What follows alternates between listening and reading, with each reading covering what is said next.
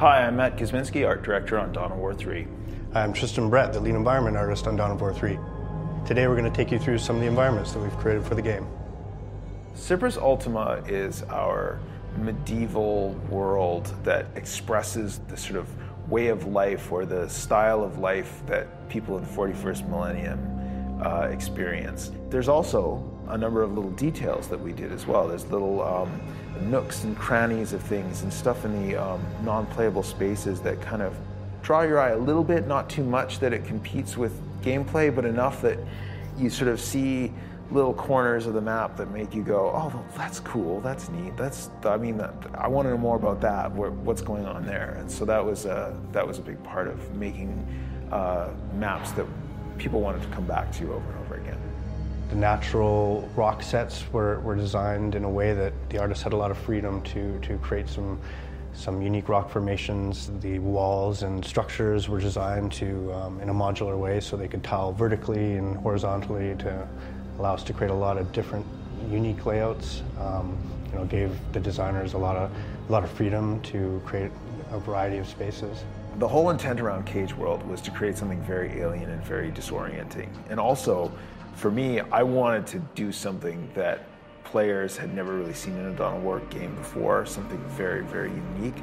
Derived from the idea that you could build a world out of sort of interconnecting blocks of almost living metal, so to speak. The desire to revisit the worlds was something that was really important to me, and it was something that I put to as a challenge to the environment team. How can we create these worlds so that when I look at them, they still feel very 40K, they feel like an expression of what we've seen in the paintings, what we've seen in the tabletop, what we've seen even in our previous games, but do it in a way that makes the player feel like, hey, I can come back to this place, and there's sort of something appealing about it, there's something intriguing, and then there's a touch of mystery, but that I can also, see the action, I can see the battle taking place. So Starfort, it's a rather new tile set in the Dawn of War franchise. With some of our technology, with alpha terrain, basically unstrapped us from the ground and let us do something that, in space or in low orbit. And the architecture is sort of a nod to the Gothic kind of grimdark direction, but it's also sort of fresh in that it's a giant space station or a giant war machine that you're playing on. So just having that sense that you're fighting on this big battle barge type of map was really exciting. The sheer scale of them and the size of the weaponry on display on them, they are the sort of ultimate expression of Imperium technology.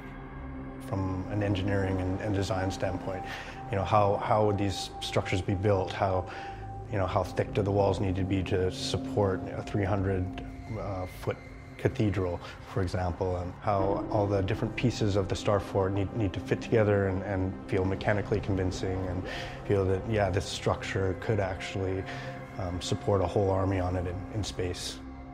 We're really facilitating gameplay. So the way I look at maps a lot of the time is just it's a canvas for the units and the gameplay. So the clean areas are really to help frame the units. Where there's no gameplay, that's the area where we sort of do some of our storytelling. Acheron is the most violent world that we have. There's lava spewing everywhere. There's these ever-shifting glaciers of ice that are moving across the surface, and they're perpetually collapsing into the volcanic action beneath it. But we wanted something that had an element of beauty to it. That was, when I look at it, I'm like, wow, that looks really, really cool.